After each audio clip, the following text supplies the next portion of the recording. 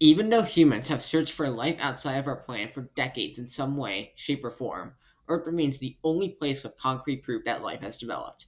Its hospitable climate, the presence of liquid water, and a favorable atmosphere have all combined to create the perfect conditions for a thriving biosphere. Well, what if I told you that it is quite possible that life outside of Earth has developed, and in fact, it might have even happened in our own solar system? These are the places beyond our comfortable blue marble that might just have the right conditions for life to develop. Now, before we get out of this world, I'd appreciate you like the video, subscribe to the channel, and hit the notification bell to stay tuned for future content. To start, let's look at Mars, which is probably the planet in the solar system that has historically generated the most hype when it comes to alien life. And from a first look at the planet, it's not hard to see why. It's only a bit further from the sun than Earth, so it would have a similar climate with a thick enough atmosphere.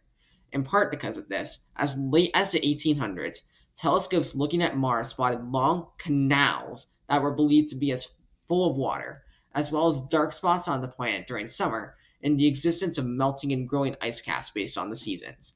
This fueled the assumption that Mars was a warm, wet world not terribly dissimilar to that of Earth.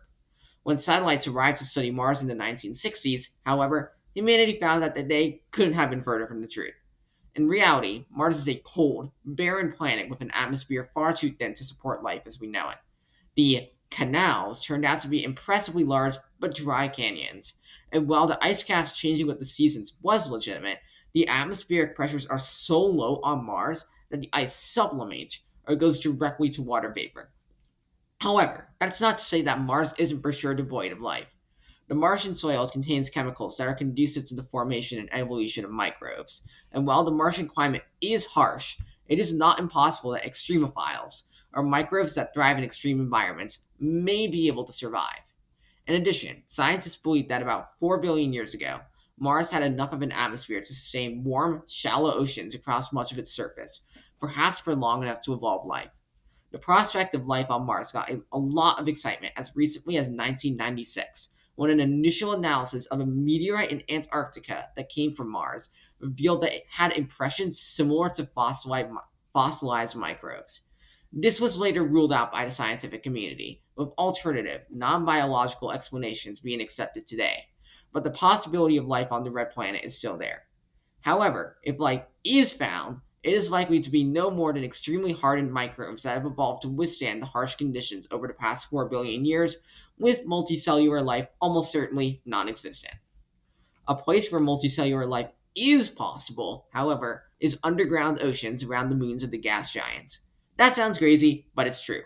Two of the biggest candidates are Europa, a moon of Jupiter that's about the same size as our moon, and Enceladus, a smaller moon around Saturn.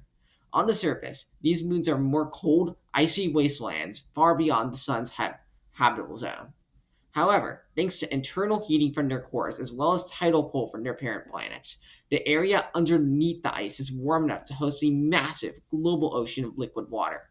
This subsurface ocean has been estimated by some models to be as much as 60 miles or 100 kilometers thick, which, even accounting for Europa's smaller size, would lead to a total volume about 2 to 3 times greater than all of Earth's oceans combined.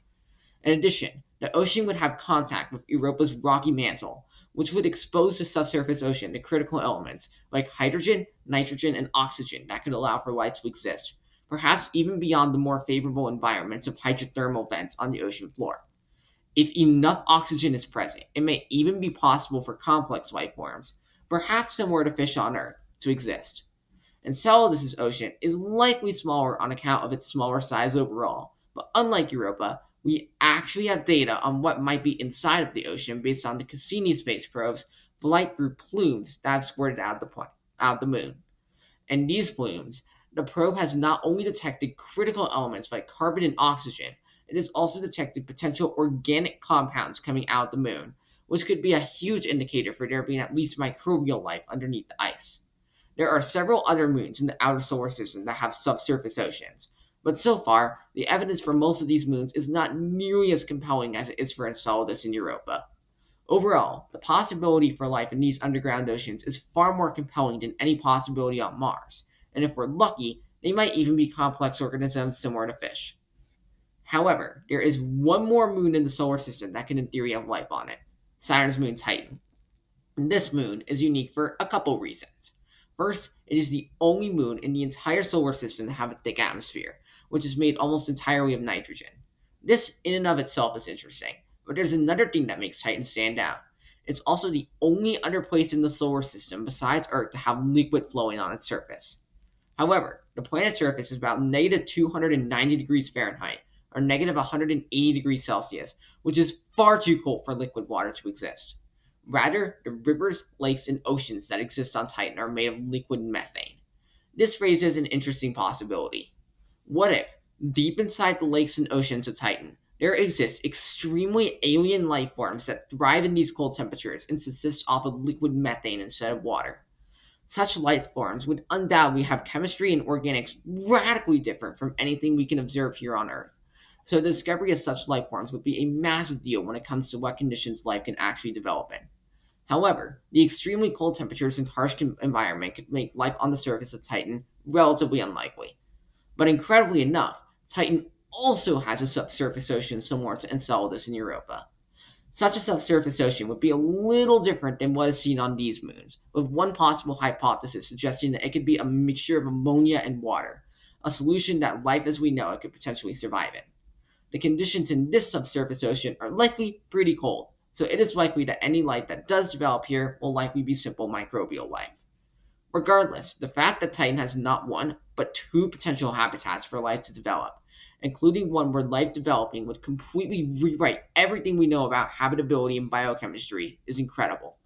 Of course, the possibility of life on Titan, or anywhere outside of Earth, is still unproven, but it is still exciting that not only might we not be alone in the universe, we may not even be alone in our own solar system. And that's all I have to say about life beyond Earth. As always, I'd appreciate it if you like the video, subscribe to the channel, and hit the notification bell to stay tuned for future content. Thanks and have a great day.